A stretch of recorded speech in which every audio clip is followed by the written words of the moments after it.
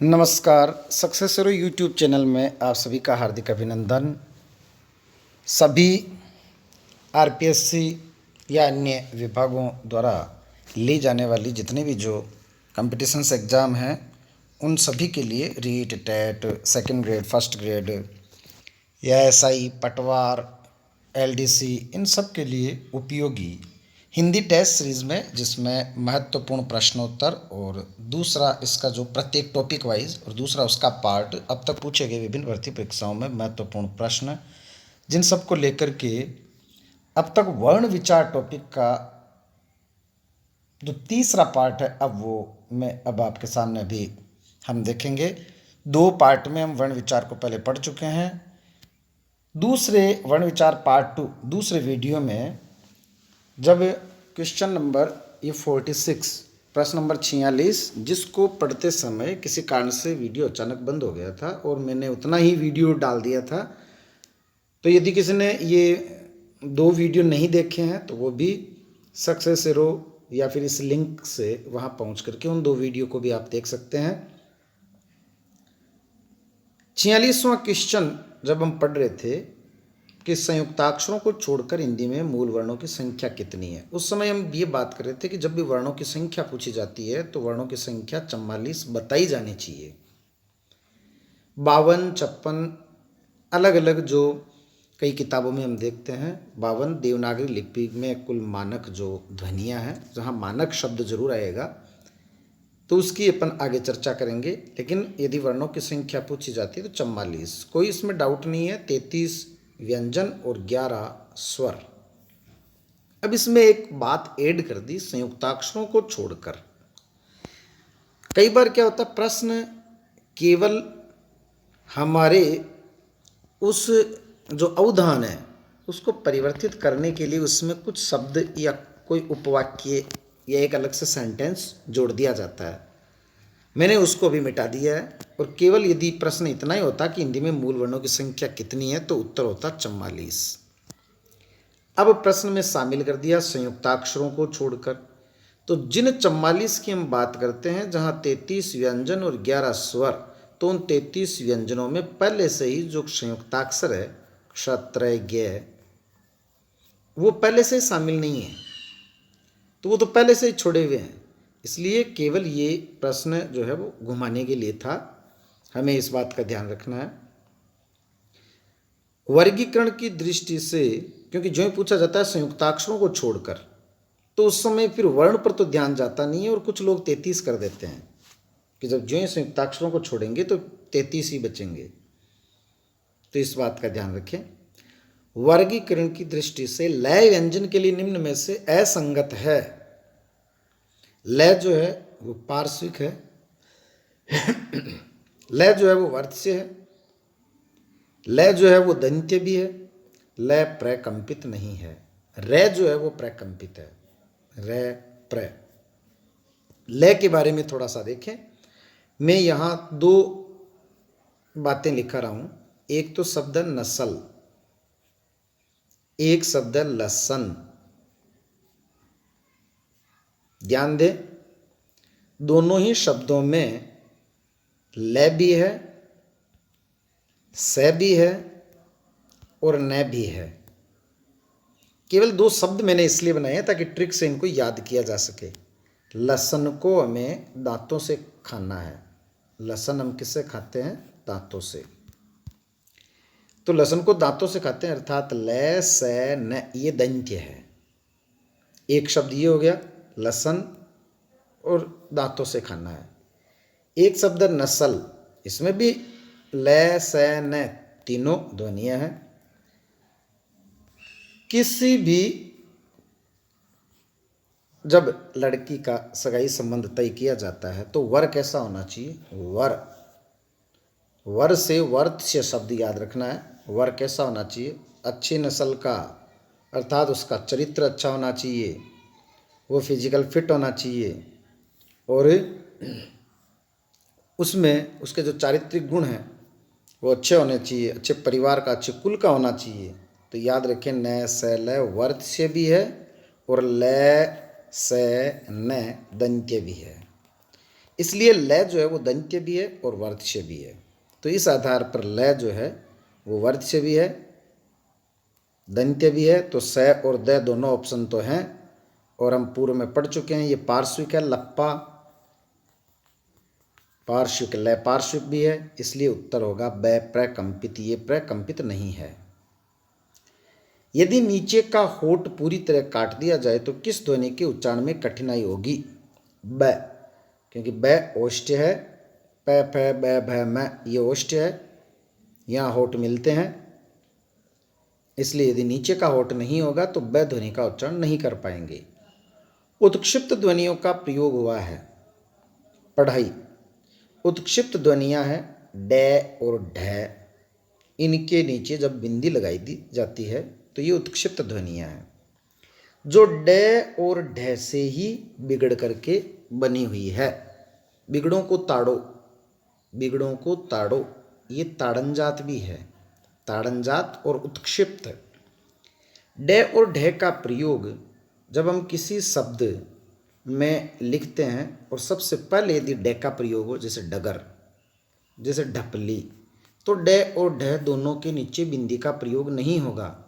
लेकिन जब यही शब्द, यही ध्वनियाँ जब किसी शब्द में प्रथम वर्ण के अतिरिक्त आएगी, जैसे गाड़ी, तो नीचे बिंदी का प्रयोग होगा। पढ़ाई, पढ़ाई में ढ के नीचे बिंदी का प्रयोग होगा। कई ऐसे शब्द हैं जहाँ इनका प्रयोग नहीं होता है, जैसे हम जब लिखते हैं मंडल तो ड के नीचे बिंदी का प्रयोग नहीं होगा। जब हम लिखते हैं निडर तो बिंदी का प्रयोग नहीं होगा। उसका कारण ये है अनुस्वार, उसका कारण ये है उपसर्ग, जैसे निडर, सुडोल, या फिर द्वित्व वर्ण का प्रयोग, जैसे गड्डी, आसादी गड्डी, कई ट्रकों के पीछे लिखा हुआ रहता है तो वहाँ ड के साथ बिंदी का प्रयोग नहीं होगा। उपसर्ग के समय कई बार इसलिए नहीं होता क्योंकि उपसर्ग और इसको बोलते समय एक बीच में गैप आ जाता है, जैसे नी डर, तो बीच में जो ही विराम आता है तो फिर वो ड को हम प्रथम वर्ण की तरह उच्चारित कर देते हैं। स्वर रहित रे का प्रयोग हुआ है। स्वर रहित रे का प्रयोग, जो आधा दिखता है वो पूरा होता है, जो पूरा दिखता है वो आधा होता है। या यूँ समझे, जो ऊपर होता है वो आधा होता है, जो नीचे होता है वो पूरा होता है, क्योंकि नीचे वाला ही ऊपर वाले का वजन उठाएगा, और ऊपर यदि पूरा होगा और नीचे आधा होगा तो उसका वजन नहीं उठा पाएगा। इसलिए ऊपर जो है वो आधा है, इसमें द आधा है, वह पूरा है। ठीक उसी तरह से यदि द के नीचे रे का प्रयोग हो तो द आधा है और रे पूरा है। इसी तरह से त्रय त्रिशूल का जो है, जिसमें त आधा है, क्योंकि त में ही रे लगा हुआ है, तो त आधा और रे पूरा, इसलिए यहाँ जो त्राटक ऑप्शन है स में, उसमें तो रे का प्रयोग पूरा है, वो स्वर सहित है। अब बात करते हैं शत्रु। शत्रु में भी जो त्रय त्रिशूल का है तो ये भी स्वर सहित है। पूछा है स्वर रहित रे का प्रयोग, तो त्राटक और शत्रु दोनों ऑप्शन तो नहीं है। अब बात करते हैं ट्रक की। कई लोग कहते हैं कि टैग के नीचे रे इस तरह से लगता है। ये टैग के नीचे रे इस तरह से नहीं लग रहा, या डैग के नीचे रे इस तरह से नहीं लग रहा। रे तो उसी तरह से लग रहा है जैसे वो अन्य में लगता है, जैसे द में इस तरह से लगेगा, कै में वो इस तरह से लगेगा, पै में वो इस तरह से लगेगा। फिर टै में ऐसा क्यों? तो उसका कारण ये है कि टै के नीचे टै आधा है, इसके लिए हलंत लगाया जाता है, और जो ही हलंत लगाने करके फिर रे लगाया जाता है, ये दोनों मिल गए, इसलिए वो ऐसा नज़र आता है। पुनर्निर्माण में जो न के ऊपर या मै के ऊपर रे है वो आधा है, वो स्वर रहित है, उसमें स्वर नहीं है, इसलिए उत्तर होगा ब। प्रश्न नंबर 51, वर्णमाला में कुल व्यंजनों की संख्या कितनी है? तो कोई डाउट नहीं, 33 व्यंजन हैं। रे उ पै ए वर्ण विच्छेद से बनने वाला सही शब्द है। हो सकता है अधिकांश लोगों को पता हो, लेकिन बहुत सारे लोग ऐसे भी हैं जो छोटा रू और बड़ा रू पहली बार देखेंगे। तो ये छोटा रू, ये बड़ा रू, वापस देखें, ये छोटा रू, ये बड़ा रू। यहाँ रे के पश्चात बड़ा ऊ है, इसलिए ये वाला होना चाहिए जो कि केवल द विकल्प में है। तो रूप ये शब्द बनेगा। क्वेश्चन नंबर 53, गे इसके तुरंत बाद में री की मात्रा है, जो अपन इस तरह से लगाएंगे। फिर है, उसमें छोटा ई है, इसलिए वो इस तरह से लगाएंगे। फिर न में बड़े ई की मात्रा है, ये शब्द बनेगा गृहिणी, इसलिए इसमें उत्तर होगा स। निम्न में अर्ध विवृत नहीं है। हमने देखा था सबसे ऊपर संवृत, सबसे नीचे लिखना है विवृत। विवृत एकमात्र आ है और दोनों के बीच में अर्ध वाले अर्ध संवृत और अर्ध विवृत, ये 4 हैं, ये 2 हैं, ये 4 हैं, ये 1 है। पूछा है निम्न में से अर्ध विवृत नहीं है। अर्ध विवृत में ये जो मॉडल मैंने बताया था उसके अकॉर्डिंग ई और बड़ा ई ये ऊपर आ गए। अर्ध संवृत में केवल ए और उस तरफ ओ आएगा। फिर यहाँ आएगा आई, इधर आएगा औ और बीच में है ए और अंग्रेजी वाला औ, तो ए औ औ। ये 4 अर्ध विवृत हैं और इनमें से कौन सा नहीं है तो देख पा रहे हैं इसके अकॉर्डिंग जो ए है वो नहीं होगा, क्योंकि आई बीच में ए, अंग्रेजी वाला आ और औ, ये चारों जो है वो अर्ध विवृत है। किस क्रमांक में मूल स्वर है? मूल स्वर और संधि स्वर से तात्पर्य है 4 मूल स्वर हैं, ए, छोटा ई, छोटा ऊ और री। तो यहाँ मूल स्वर होगा ऊ। किस क्रमांक में अघोष व्यंजन समूह है? तो ये दूसरे वीडियो में भी काफ़ी अच्छे तरह से देखा था, 1, 2, तीनों से ये अघोष है। तो किस क्रमांक में अघोष व्यंजन समूह है? तो अघोष व्यंजन समूह तैथ है। जिस स्वर के उच्चारण में 2 मात्राएं लगती है उसे कहते हैं, उसे कहा जाता है गुरु स्वर, जिनमें 2 मात्राएं लगती है। जितने भी जो संयुक्त स्वर हैं उन सब की 2 मात्राएं हैं, लेकिन जिनकी 2 मात्राएं लगती है उन्हें गुरु स्वर कहा जाता है, क्योंकि उनकी मात्रा 2 होती है और उसका प्रतीक होता है इस तरह से, जो छंद विधान में काम आता है। निम्न में से असंगत है। अगला क्वेश्चन 58वां, स्वर तंत्री में कंपन के आधार पर। मैंने आपको बताया था कि स्वर तंत्री में कंपन के आधार पर उस समय हमें याद होना चाहिए कंपन भगवान शिव के डमरू का, और डैश से डमरू जो है वो ककहरे के अंदर, यानी जिसको हम कगड़ा बोलते हैं, उसमें एक डैश से डमरू आपको याद आना चाहिए। इस डैश से डमरू के इधर वाले कैक है, चच है, टेठ है, तैथ है, पैप है, येरे लवे को छोड़ना है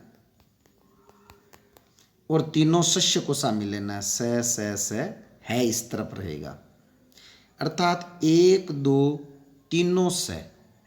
1, 2 का मतलब है कै वर्ग में कै और ख, ये 1, 2 हो गए। च, छ, टेठ है, तैथ है, पैप है, 10। तो ये यरलव को छोड़कर तीनों शस्य, ये कुल 13 जो है वो अघोष है, से सभी सघोष है। इस आधार पर जब इस प्रश्न को हल करेंगे तो हम देखते हैं कि तीनों शस्य से ये अघोष है, येरलव को छोड़ना है तो येरलव सघोष है, इसलिए स उत्तर हो गया। किस व्यंजन के उच्चारण में जिह्वा तालु से नहीं टकराती? जो तालव्य नहीं है उसका पता करना है। इसके लिए भी मैंने आपको बताया था, च से चम्मच खीर खिलाती है और गरम गरम खीर खाने से तालू जल जाता है। तो च वर्ग जो है वो तालु है, च छ ज झ ञ। और इसके आगे मैंने एक शब्द बताया था ईशय, ये और ये मिलते जुलते हैं, इनको याद रखें। ये भी तालव्य है, ये भी तालव्य है।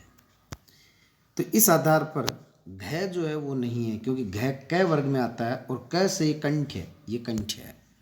अगला प्रश्न, स्पर्श व्यंजन को उच्चारण स्थान के आधार पर कितने भागों में बांटा गया है?